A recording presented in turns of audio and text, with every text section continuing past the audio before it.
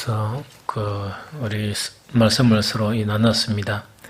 오늘은 일단 이 다윗의 그런 기도에 대해서 우리가 좀 이렇게 같이 나눴으면 좋겠다 하는 생각이 듭니다.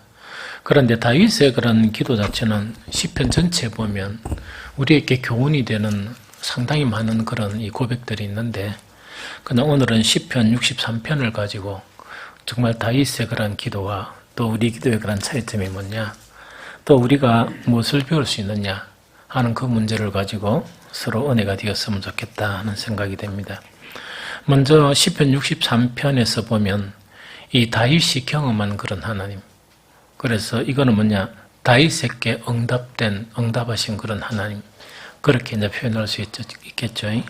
그래서 다윗이 우리가 동일하게 기도했는데 이 다윗에게는 어떤 응답이 나타났느냐 하는 그것을 먼저 살펴보면, 제일 첫 번째 이제 7절에 보면 주는 나의 도움이 되셨습니다. 내가 주의 날개 그늘에서 즐겁게 부르리이다 하는 그 부분이죠.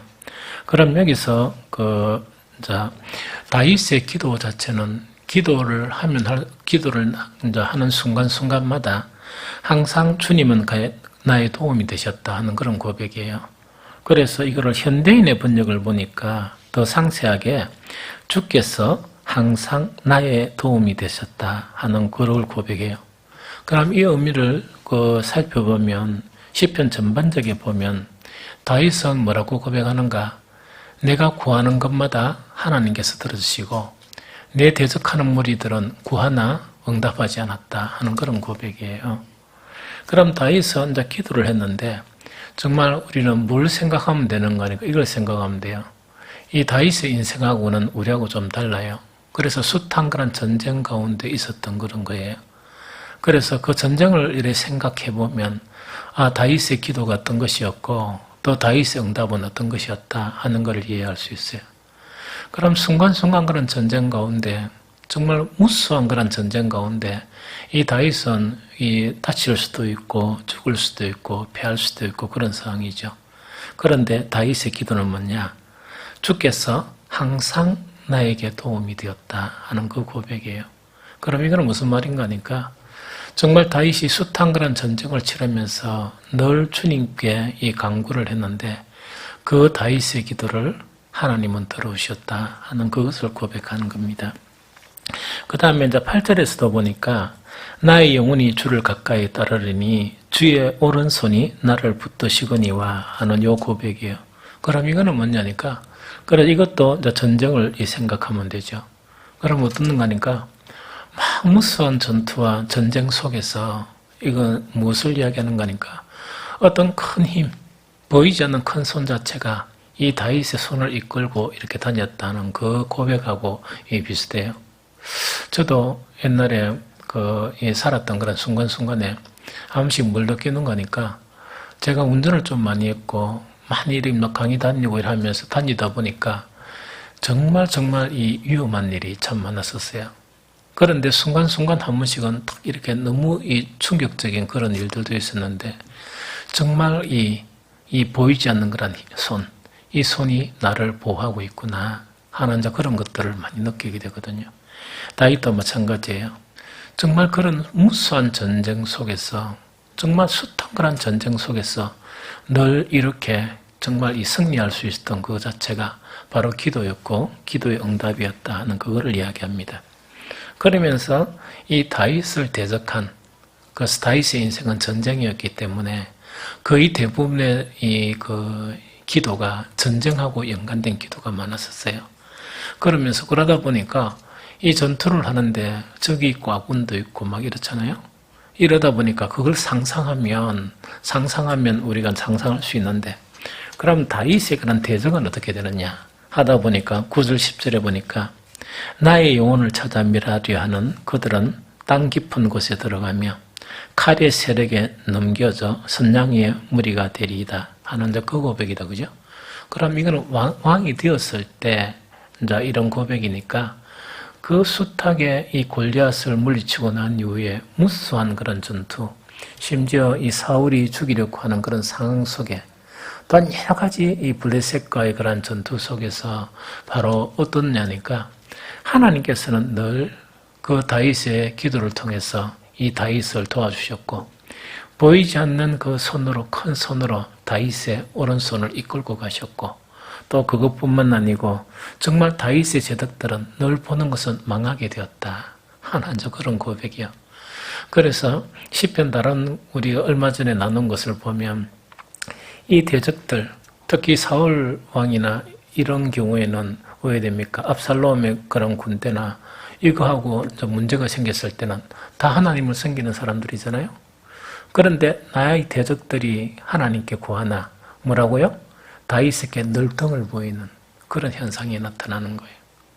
그래서 다윗 자체가 이 소년에서 이 장수로서 또한 왕이 되기까지 정말 이 다윗 자체는 정말 이런 놀라운 그런 기도의 응답을 받았고 또 기도의 체험을 받은 사람이 바로 이 다윗이었다 하는 그 부분이죠. 이번 다니엘 기도의 주제는 뭐냐? 그냥 기도하자 하는 그게 아니에요. 응답을 한번 받아보자. 그냥 기도만 하는 게 아니고 응답 받아보자.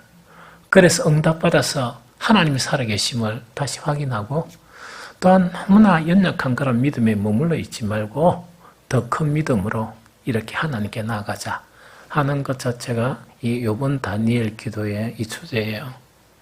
그래서 정말 숱한 그런 응답을 받았던 이 다윗 있죠. 정말 주께서 항상 나의 도움이 되셨다.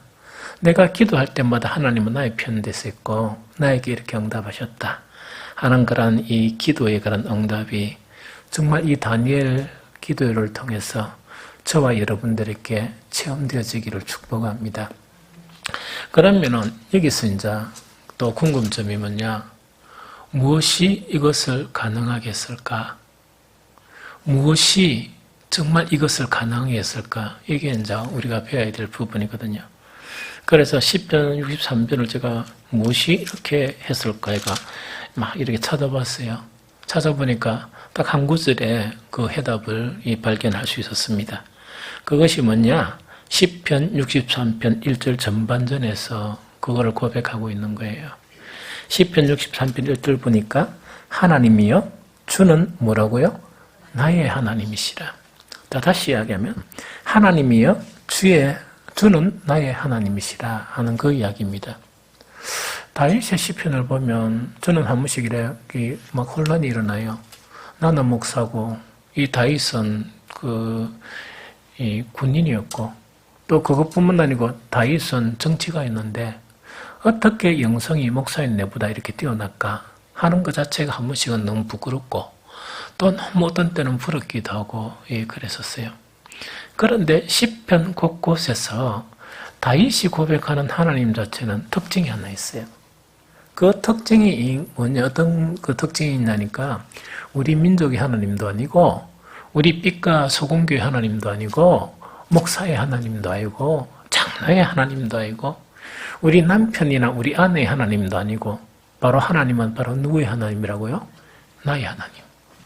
이 너무 중요해요. 이 하나님은 하나님이 이 세상 전체를 다 구원하면 무슨 소용이 있습니까? 정말 그 하나님이 나의 하나님이 안 되면 나에게 무슨 의미가 있습니까? 정말 100사람이 구원받아서 정말 이 복락을 누리면 무슨 소용이 있습니까? 나는 그걸 인정해요, 주님. 그 신실한 자들의 그 하나님 인정합니다. 그런데 나의 하나님이 안 되면 그 속에 속할 수 없는 걸요. 그런데 다윗 자체는 그 시편에 보면 한 번도 이 자기 개인적인 하나님이라고 고백하지 이거는 그 밖의 내용은 거의 없어요. 여기서도 고백하는 내용이 뭐냐? 하나님이여 주는 나의 하나님이십니다 하는 그 고백이요. 여호와는 우리 모든 민족의 목자 되신다 그런 고백을 하는 게 아니고 여호와는 나의 목자가 되십니다 하는 그런 고백이요. 여호와는 정말 우리 누구를 구원해 주시는 그런 분이 아니고 여호와는 바로 나의 구원이십니다. 여호와는 나의 요새시고 여호와는 나의 반석이십니다 하는 여호와 하나님 자체가 바로 나의 하나님이다 하는 그 고백이에요. 하나님의 능력이 우리가 많은 그리스도인들이 하나님의 능력은 한이 없습니다. 문제는 뭐냐? 그 하나님의 능력이 한이 없다 그러면 기도하면서 그 능력을 이렇게 이끌어내야 되잖아요. 그런데 문제가 뭐냐니까 다른 사람은 그런 것들을 이렇게 체험하고 다른 사람은 고백하는데 뭐냐? 나에게는 그런 현상이 일어나지 않는다. 그렇게 하면 정말 하나님은 나의 하나님이시겠느냐? 이것이 가장 중요한 그런 문제예요. 다윗에게 있어서 정말 숱한 그런 전쟁 속에서 또 뿐만 아니고 이 소년이 이 골리앗을 무찔리는 그런 상황 속에서 또한 여러 가지 그런 이 절박한 그런 상황 속에서 이 다윗 자체가 늘 이렇게 극복할 수 있었던 것. 즉 주님께서 그 순간순간 항상 도움을 주실 수 있었던 것이 뭐냐? 하나님은 바로 누구의 하나님이라고요? 나의 하나님이에요. 그래서 여러분들은 이제 다윗에게 배울 수 있는 아주 중요한 것들이 많지만 오늘 이 밤에는 정말 이 하나님께서 나의 하나님이신가?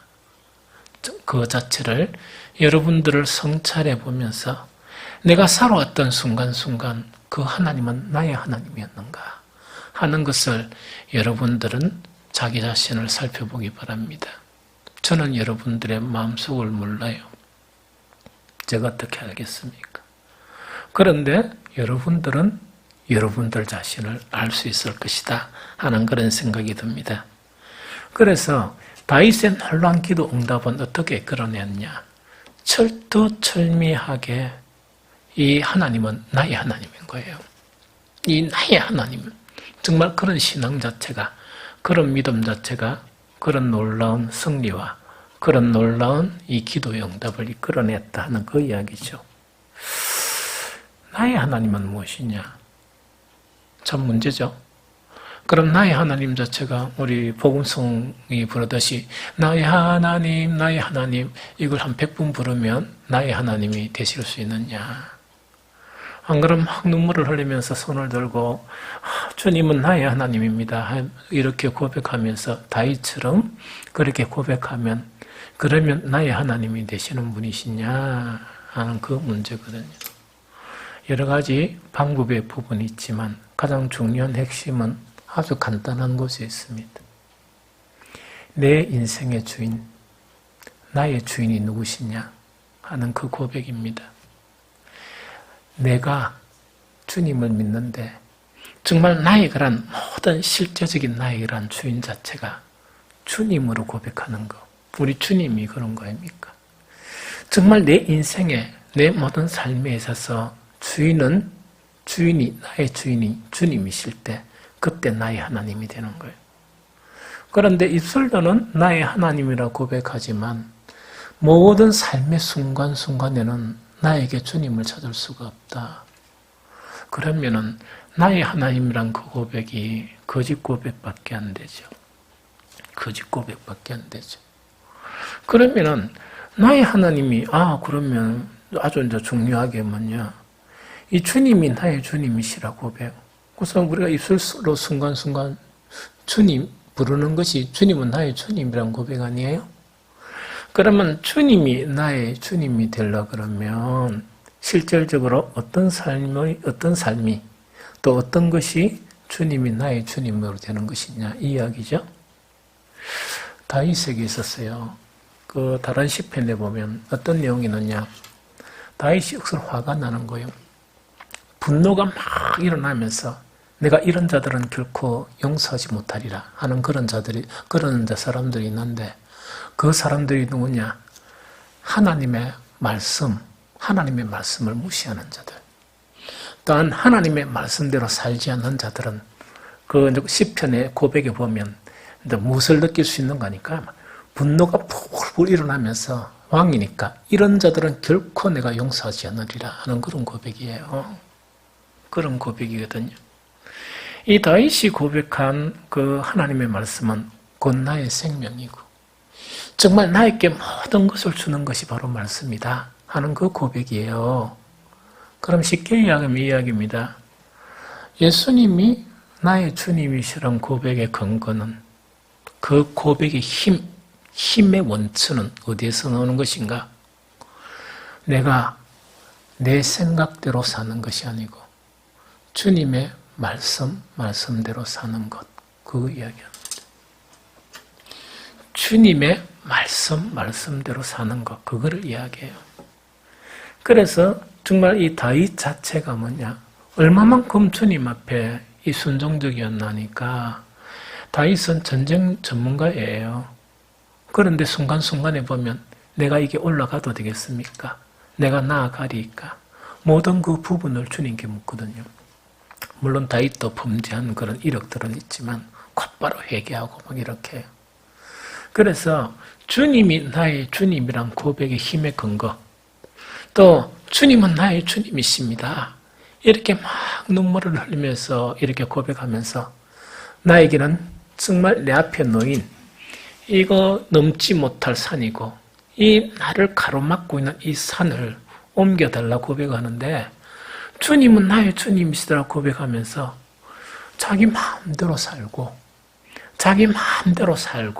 만약에 자기 마음대로 살고 한 번도 주님의 말씀을 생각조차도 않았다. 그러면 기도를 들으시는 주님께서 좀 이렇게 복잡한 생각을 안 하시겠어요? 너무 복잡한 생각을 하시겠죠? 그런 부분입니다. 그래서 예수님도 말씀하신 것이 뭐냐? 너희가 내 안에 거하고 내 말이 너희 안에 있으면 무엇이든지 구해봐라. 다 이루어주겠다. 바로 다윗이 고백한 이 내용이에요. 말씀이 우리 안에 있다는 것은 뭘 의미냐? 복음의 말씀이 나의 인생과 나의 삶과 나의 모든 것을 이끌어 나가고 지배해 나간다는 그런 의미예요. 좀 이해가 되죠? 정말 그럴 때는 바로 뭐냐? 주님은 나의 주님이신 거예요. 주님을 사랑 고백하죠. 주님을 사랑을 고백하면서 말씀을 멀리하는 것은 거짓 고백이에요.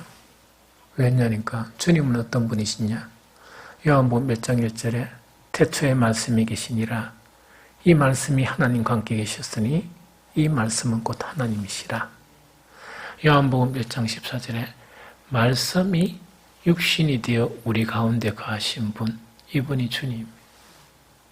그 말씀이 복음서로서 기록되어 있고 구약 성경에는 오실 그리스도를 이렇게 나타나고 있는 거예요. 그런데 주님의 말씀이 나를 이끌어 가지 못한다 그러면 주님이 나를 이끄시지 않는다는 이야기잖아요. 내 주인이 아니죠. 내 판단과 내 생각과 이 세상이 흘러가는 그런 이 세상의 그런 풍속대로 살아간다는 의미죠. 이것이 다윗하고 보편적인 기도하는 사람들의 큰 차이점이다 하는 이야기죠. 하나님은 시건치 않는 분이세요. 주님께서 우리에게 약속하신 것은 사람의 약속은 사람은 불완전하기 때문에 그 약속을 다 지킬 수 없습니다. 그런데 주님은 완전하시니까 주님이 약속한 모든 말씀은 다 이루십니다. 그게 아주 중요하거든요. 그래서 이제 우리에게도 응답받는 기도가 되려고 그러면 가장 기본적인 게 있어야 돼요.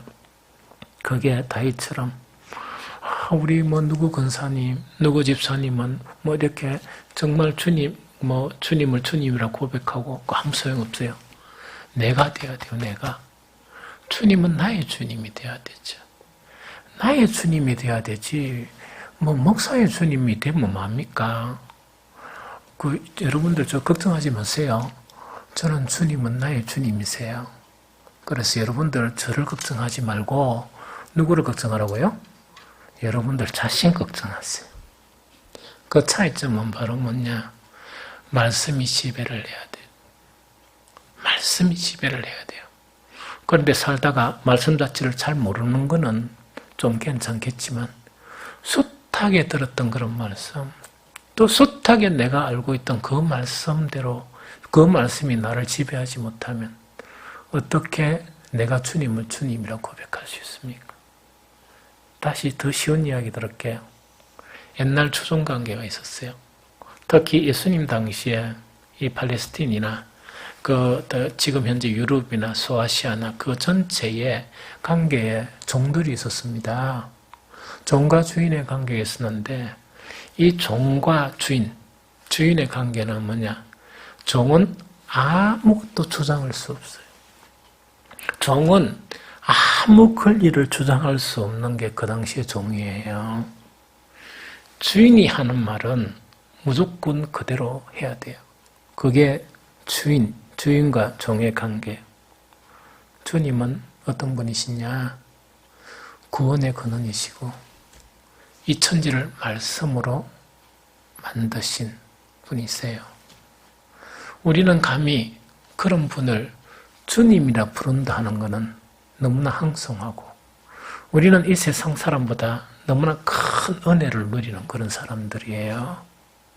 우리가 어떻게 그분을 주님이라고 이야기하고 하물며 하늘에 계신 높으신 그분을 아버지로 부를 수 있습니까? 어떻게 아버지로 부를 수 있습니까? 그렇죠? 그런데 온전한 아버지와 자식 관계가 되고 이 주님이 우리의 주님이 되는 것은 육신의 그런 종에 대한 말도 그걸 거역하면 바로 죽음과 같은데 그것을 죽음이 있어도 아무런 문제가 안 일어나는데 주님은 뭐 하기 위해서 육신의 상전들은 자기들의 유익을 위해서 뭔가를 지시해요. 우리의 주님은 우리를 구원하시기 위해서 말씀하셨어요. 다른 목적은 하나도 없고 우리를 온전하게 구원하시기 위해서 말씀하신 거예요. 그 말씀이 내 삶을 지배하지 못한다 그러면 어떻게 다윗처럼 하나님은 나의 하나님이시라 하는 그런 고백이 가능하겠습니까? 여러분들에게 하나님이 나의 하나님이시면 여러분들이 구하는 것은 다윗이 응답받은 것처럼 여러분도 받게 됩니다. 그것이 오늘 말씀의 요지예요. 다윗을 통해서 배워야 할 요지예요. 그래서 이제 이 다윗이 이런 하나님과의 관계가 되었고 모든 순간순간 그 위험이 있을 때마다 정말 하나님께서 늘 도와주셨단 말입니다. 이런 경험들이 거의 인생 속에서 쌓이게 되는 거예요. 이 쌓이다 보니까 하나님과의 관계가 어떻게 변했느냐 몇 가지 간단히 소개하고 오늘 기도할게요. 제일 첫 번째로 뭐냐 시편 63편 1절 후반절에 보면 내가 간절히 주를 찾되 물이 없어 마르고 황폐한 땅에서 내 영혼이 주를 갈망하며 내 육체가 주를 앙모하나이다. 이 고백이에요. 자, 이제 오늘 살펴봅시다. 우리가 시편에서 보면 주님을 갈망하고 막 이런 그 고백을 보면은 우리도 막 일하고 싶죠? 물이 없어 이 마른 그런 땅에서 이 사슴이 또 시냇물을 찾는 것처럼 주님을 막 이렇게 갈망하고 그런 마음을 갖고 싶죠. 그거는 감정적으로 가져지는 건 아니에요. 또 우리가 지금 이런 속에서 뭡니까? 오늘 밤에 있죠. 주님이여 이런 것들을 나에게 주십시오 하면은 기도하는 순간에는 뭐가 막 주님을 갈망하는 것 같아요. 집에 가고 오늘 저녁에 자고 나면 없어져요. 그러면 어떻게 이런 게 생기는가? 주님은 나의 생명이니까 주님을 안 찾을 수 없는 거예요. 다윗은.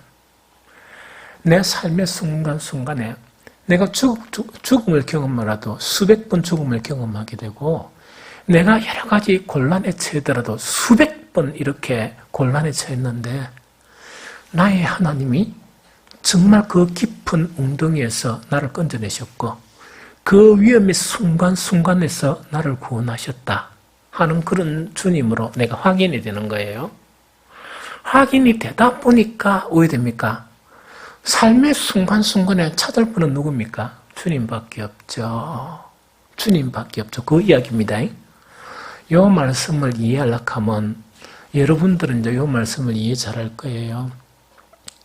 아기를 탁 낳으면 아이가 어릴 때부터 초등학교 한 2학 요새는 초등학교 빨리 이 반항기가 온다 그러대요. 그런데 어릴 때는 뭡니까? 뭐 어디 갔다 오면 누구만 찾습니까? 엄마 아빠만 찾죠.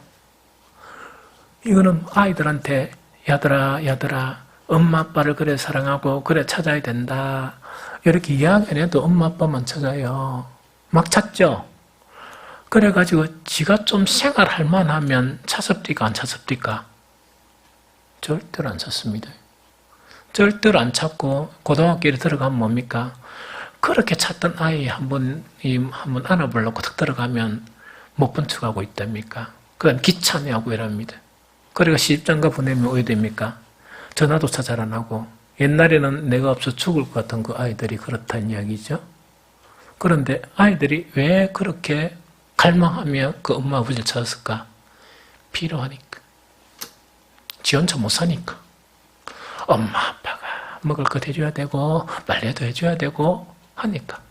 나중에 크다 보니까 지가 할 수 있죠. 그렇게 엄마 아빠 갈망해서 찾대요?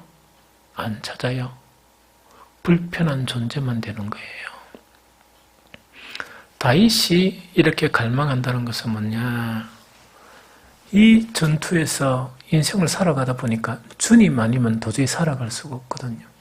그 어린아이들처럼. 주님 아니면 자기의 운명 자체가 어떻게 될지를 모르겠거든요. 핫살이 언제 어디서 와가지고 그 핫살에 언제 죽을지 모르고 어떤 자객에게서 언제 죽을지 모르고 저 아들도 반란을 일으키는데 안 그렇습니까? 그래서 다윗에게는 뭐냐? 간절히 이제 주님을 찾는 그런 이 마음이 형성되는 거예요. 우리에게도 뭐냐? 하나님이 나의 하나님이 되시고 주님은 나의 주님이 되시고 순간순간 우리가 그런 고백하에서 이 응답이 막 일어나게 되면 우리도 가만히 생각해보면 주님 아니면 안 되겠구나 하는 그런 생각이 들어요. 그러면서 절로 뭐냐? 그런 경험이 쌓이면 쌓일수록 막 하나님을 간절히 찾는 그런 심성으로 변화가 돼요. 물론 꼭 그런 경험만 되는 게 아니고 고상한 사람들이 있어요. 고상한 사람들은 말씀을 통해서 변화가 되면서 주님의 그런 고상한 인격과 그 사랑과 또한 여러 가지 그것에 끌려서 주님을 간절히 찾는 그런 사람도 있어요. 어쨌든 간에. 그래서 이렇게 바뀌어서 갔다. 그러면서 뭐라고 고백하느냐? 내가 간절히 주를 찾되 물이 없어 말하고 황폐한 땅에서. 이게서 중요한 고백이에요. 내 영혼이 주를 갈망하며 내 육체가 주를 앙망하나이다. 이거를 정말 이 가슴이 이렇게 뭡니까 좀 거대요. 하나님을 갈망하는데 우리가 보통 보면 이렇게 고백하죠. 오늘 저는 기도 너무 하고 싶은데 내 몸이 너무 피곤하다 이러죠. 그렇죠? 몸은 괜찮은데 정신이 집중이 안 된다 이러죠. 다윗에게 하나님은 어떤 하나님이냐? 정말 내 영혼이 주를 갈망하고 내 육체가 주를 앙망하는 정말 전인격적으로 정말 주님을 갈망하는 그것을 고백하는 거예요.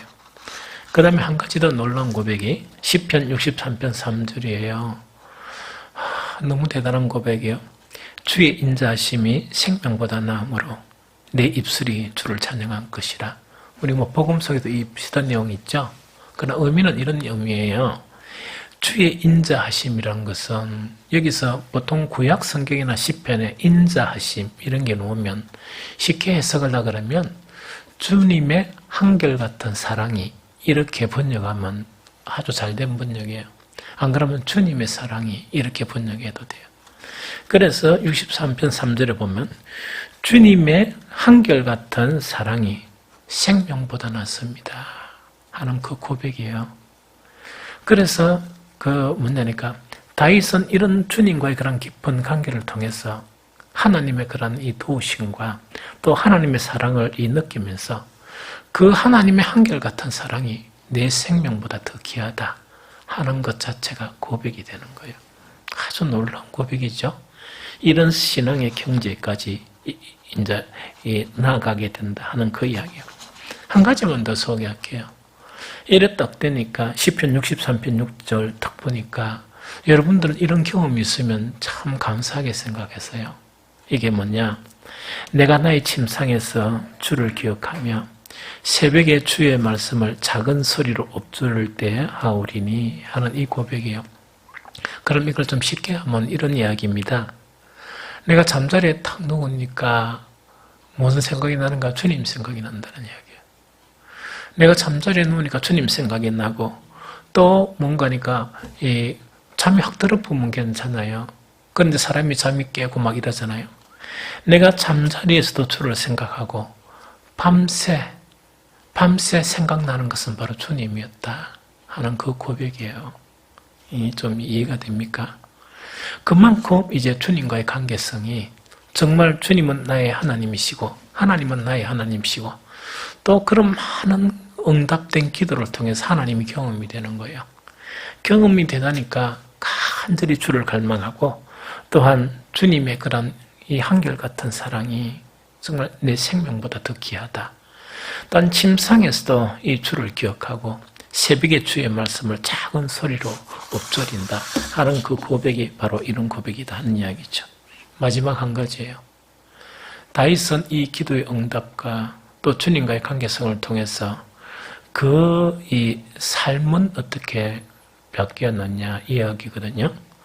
그거는 뭐냐니까 시편 63편 5절 전반절인데 제가 읽어드릴게요. 골수와 기름진 것을 먹은 것 같이 나의 영혼이 만족할 것이라 하는 이거예요. 인생의 그런 모든 삶이 어땠다고요? 행복되고 즐거움이 되고 만족한 그런 삶이었다 하는 그런 고백이 바로 뭐냐? 다윗이 주님을 경험한 정말 그런 고백을 통해서 이 삶도 순간순간 천국을 살아가는 그런 그 삶 자체로 바뀌었다는 그 이야기입니다. 오늘날 많은 그리스도인들이 조금 대부분은 아니고 어떤 그리스도인들을 보면 조금 걱정이 되는 부분이 있어요. 어떤 부분인가? 죽어서 천국 간다는 건 확실히 믿는 거예요. 그런데 못 누리는 게 뭐냐? 죽어서 확실히 천국 가면 뭘 누릴 수 있어야 되는가? 이 땅에서 순간순간 천국을 누릴 수 있어야 돼요. 왜냐니까 예수님께서 가르친 천국 복음에 보면 죽어서 가는 천국에 대해서는 많이 안 가르쳐요. 그런데 무엇에 대해서 많이 가르치는가? 이 땅에 임하는 천국에 대해서 많이 가르쳐요. 그건 어떻게 하면 누릴 수 있는가? 천국 복음을 듣고 그대로 받아들이면 죽어서 천국 안 가도 이 땅에서도 완벽한 천국을 누릴 수 없지만 그 천국을 누리게 된다는 이야기죠.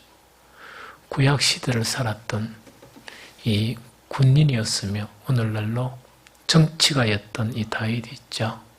이 다윗은 정말 이렇게 하나님은 자기의 하나님, 정말 주님은 나의 주님, 이것을 통해서 순간순간 주님의 능력을 체험한 그런 이 사람이었어요. 그런 사람이다 보니까 그 천국 복음이 그 예수 그리스도를 통해서 천국 복음이 확실하게 되는데 다윗은 아주 먼 그 과거에 있으면서도 그 천국을 누리면서 살게 되는 무엇 때문에?